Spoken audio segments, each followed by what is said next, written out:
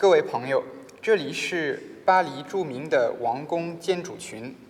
我们所在的是王宫蒙彼西埃一侧，是我们准备拜访的法国宪法委员会。现在就让我们一起来发现这一有基本自由与权利保护者之称的法国宪政机构。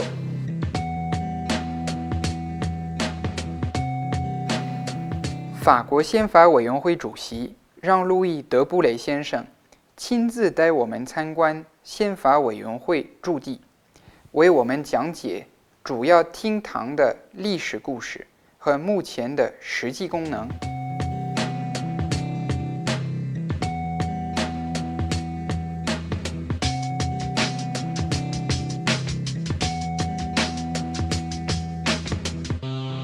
Vous êtes ici dans un endroit assez fascinant de Paris, car toute l'histoire politique, mais aussi littéraire, s'est passée dans cet ensemble.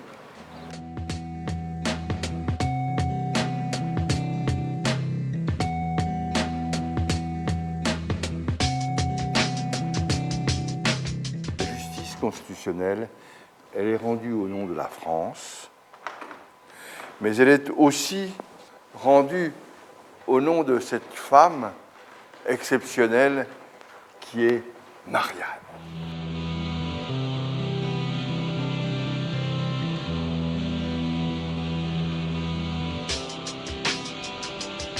Elle sert de salle de délibéré, c'est-à-dire que lorsque l'audience publique a eu lieu, les membres du Conseil se réunissent ici pour statuer sur les affaires. C'est ce texte fondateur des droits et des libertés, et dans les décisions que nous rendons aujourd'hui, nous mentionnons très souvent les principes issus de la Déclaration des droits de l'homme et du citoyen.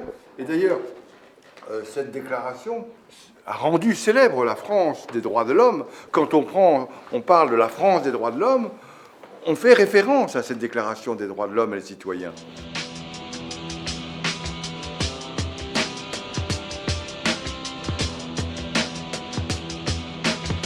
Alors, le grand salon.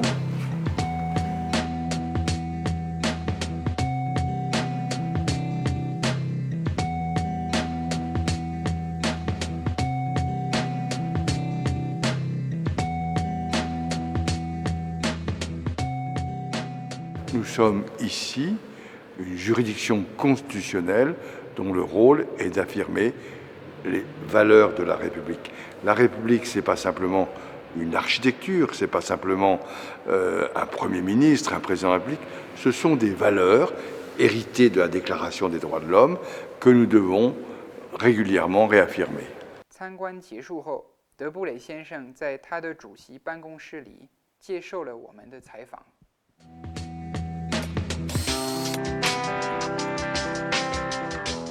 Le Conseil constitutionnel est apparu seulement en 1959 en France, avec la Ve République, et notre rôle est de dire aux législateurs, il y a au-dessus des lois la Constitution, il faut la respecter, et cette Constitution, il y a un préambule qui renvoie à la Déclaration des droits de l'homme et du citoyen de 1789, qui prévoit la liberté, qui recherche l'égalité et la fraternité, et qui énonce un certain nombre de principes.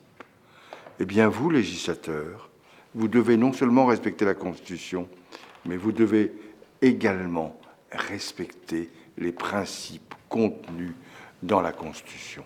Et c'est ça le rôle du Conseil constitutionnel.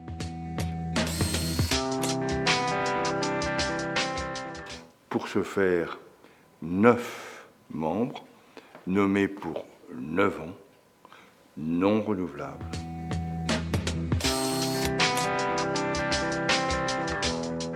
Ces 9 membres qui examinent les lois soit sur saisine du président de la République, du Premier ministre, des présidents de l'Assemblée nationale et du Sénat ou de 60 députés et 60 sénateurs, avant que la loi ne soit promulguée.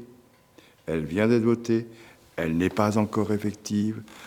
l'opposition ou l'autorité politique dit « Écoutez, demandons au Conseil constitutionnel s'il n'y a pas d'atteinte aux droits et libertés qui sont constitutionnellement garantis en France. » De manière plus récente, chaque justiciable, à l'occasion d'un procès civil, commercial, administratif, prud'homal, lorsqu'on lui oppose une loi, on dit on va vous condamner en vertu de telle loi, il peut dire attendez, avant, je vais demander au Conseil constitutionnel de bien vérifier si cette loi qu'on m'oppose est toujours conforme aux droits et libertés qui sont constitutionnellement garantis.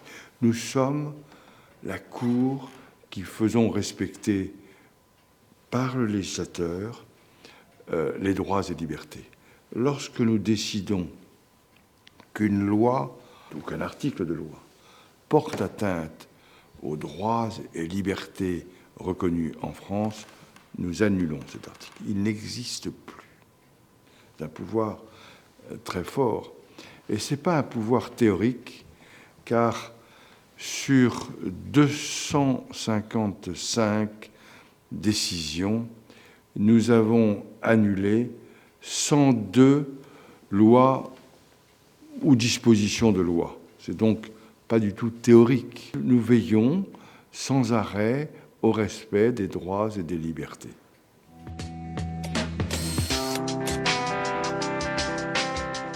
D'abord, par le fait qu'il ne puisse plus être renommé. Vous ne pouvez pas faire carrière.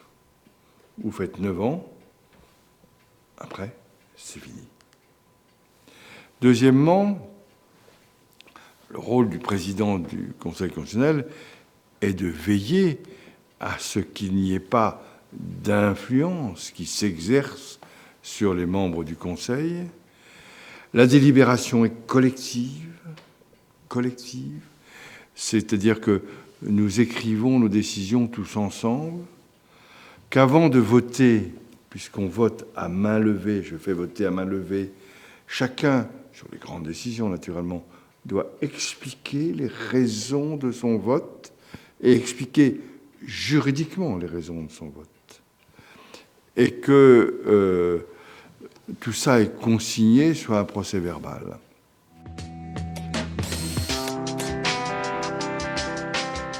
Le bloc de constitutionnalité, ce sont les dispositions prévues dans la Constitution, ce sont en second lieu les principes issus de la Déclaration des droits de l'homme et du citoyen, et puis nous avons, au fil du temps et de notre histoire, conceptualisé un certain nombre de principes qui ont des valeurs constitutionnelles. Le principe de la laïcité, alors maintenant il est repris dans nos constitutions, mais il a été conceptualisé un petit peu par cette maison. Question tout à fait banale, le droit à une vie familiale normale. Pas un concept constitutionnel, mais nous avons dit que c'était un concept à valeur constitutionnelle. Donc, si vous voulez, nous essayons de faire en sorte que les principes issus de la Constitution, les principes issus de la Déclaration des droits de l'homme et des citoyens, mais aussi ceux issus de la Déclaration des droits de la Constitution de 1946 sur les droits au travail, nous les reprenons et nous en faisons des principes à valeur constitutionnelle.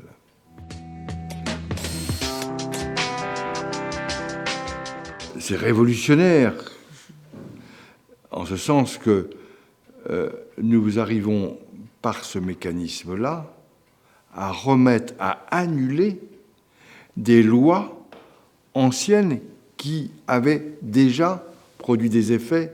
C'est très important parce que ça actualise tous nos droits, parce que ça permet de revisiter nos lois à travers le prisme de la liberté, de la recherche d'égalité et du souci de fraternité.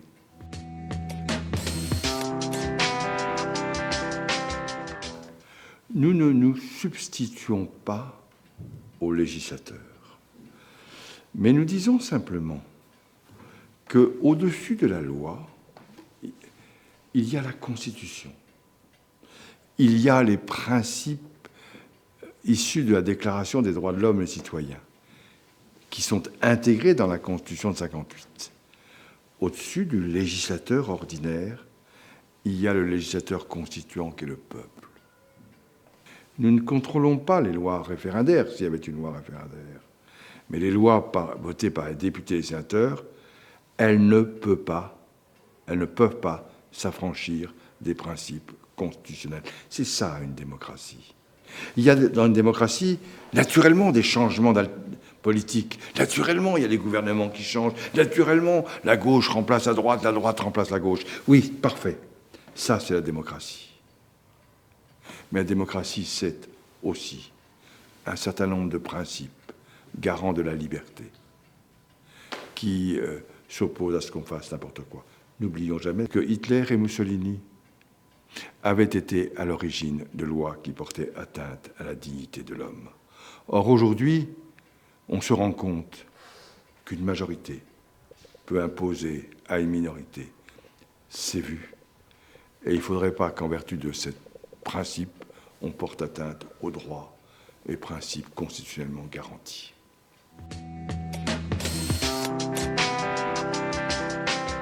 La France est un pays extrêmement particulier. C'est un pays où on aime changer les constitutions. Et donc, on a eu une multitude de modifications de constitution, de changements de constitution. On n'a pas la stabilité constitutionnelle des Anglais, des Américains. Donc ça, c'est une caractéristique. Et puis, la deuxième particularité du système constitutionnel français, c'est qu'il est français. Pourquoi les institutions de la Ve République fonctionnent? C'est que pour plusieurs raisons.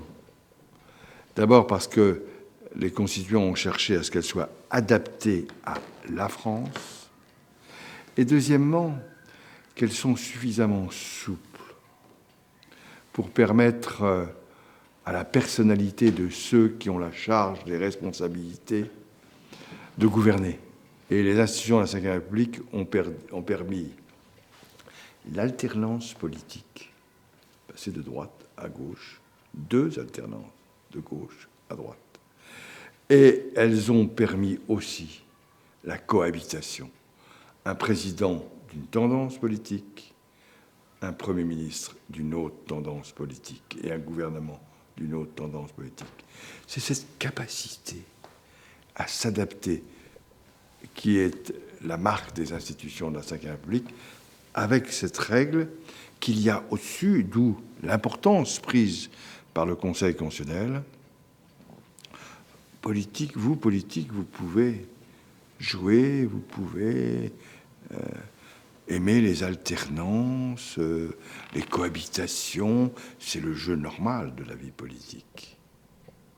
Mais nous vous disons, vous faites ce que vous voulez, dans le respect des lois, mais une fois élu, vous respecterez la Constitution, et si vous ne la respectez pas, eh bien, nous vous sanctionnerons, et nous sanctionnerons la loi. On a le même Conseil à sanctionner des lois voulues par l'ancien président de la République, comme nous sanctionnons des lois voulues par le nouveau président de la République. Le Conseil constitutionnel, il n'est pas là pour rendre des services. Il est là pour rendre la justice constitutionnelle.